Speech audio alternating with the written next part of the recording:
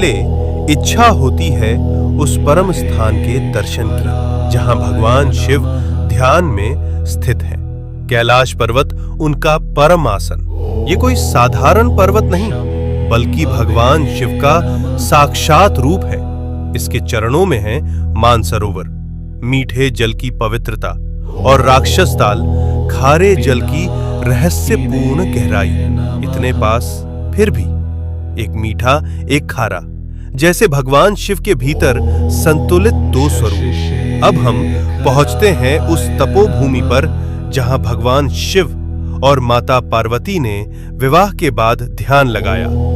ये है आदि कैलाश, उत्तराखंड के ऊंचे हिमालय में स्थित, जहां आज भी उनकी ध्यान ऊर्जा का कंपन महसूस होता है। यही है गौरी कुंड और पार्वती सरोवर।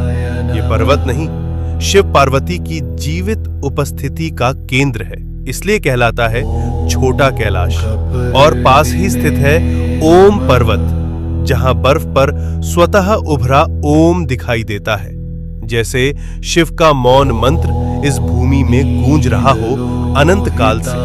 अब हम बढ़ते हैं हिमाचल की उस रहस्यमयी चोटी की ओर जहां विराजमान है स्वयं भगवान शिव, जिसे कहा जाता है मणि महेश कैलाश।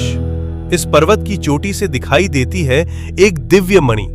मान्यता है जब भगवान शिव प्रसन्न होते हैं तो ये मणि दिव्य तेज प्रकट करती है, जो भक्तों के जीवन में भर देती है एक दिव्य प्रकाश। इसके चरणों में स्थित है पवित्र मणि महेश झील, जहां हजारों श्रद्धालु हर वर्ष स्नान करते हैं और भगवान शिव का आशीर्वाद प्राप्त करते हैं।